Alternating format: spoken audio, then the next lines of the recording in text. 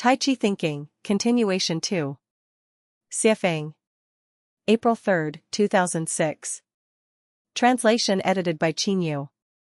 Since the structure of the universe follows the principles of Tai Chi, a unified opposition formed by two contradictory forces, any attempt to eliminate one side of the contradiction is not only futile but also goes against the natural order.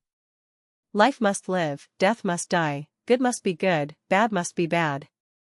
Good and evil ride side by side, joy and sorrow share the same stage, love and hate advance hand in hand, and the flow of existence weaves through an endless cycle of coming and going. Universal love and compassion will never fully tame humanity, just as hatred and evil will never fully conquer it. Gentle breezes and bright sunshine may give birth to fierce storms, and calm seas may precede devastating earthquakes. This perpetual cycle continues, ups and downs, ebbs and flows.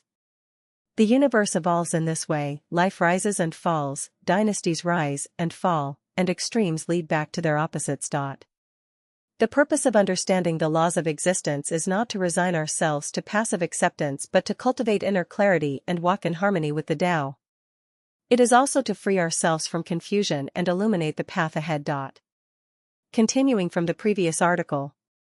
4. It is right for people to have good intentions, and it is justifiable to uphold justice, but when taken to extremes, these efforts disrupt the balance of Tai Chi and often lead to the opposite of what is intended.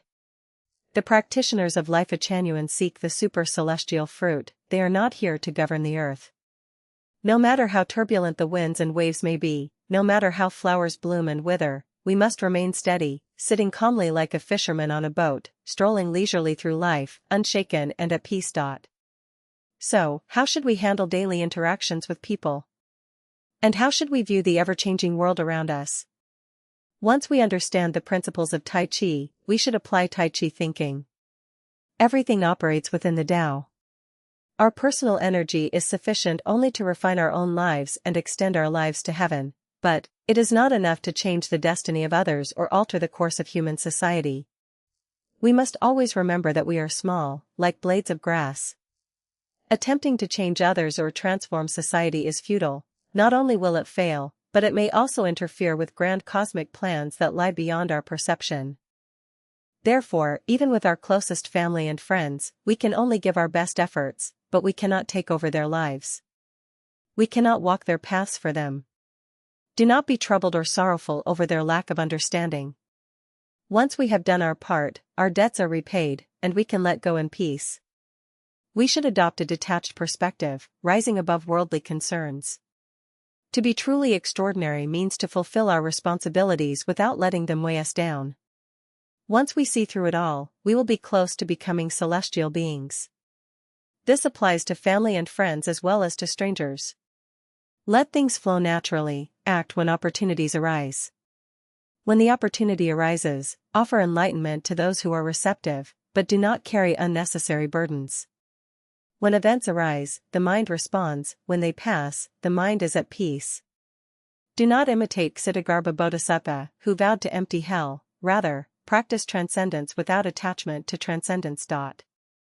Once we grasp the principles of Tai Chi, we can handle worldly affairs with ease. Families do not last forever, nations do not belong to us, and earth is merely a temporary resting place on our journey. Everything belongs to the greatest creator, so why should we worry?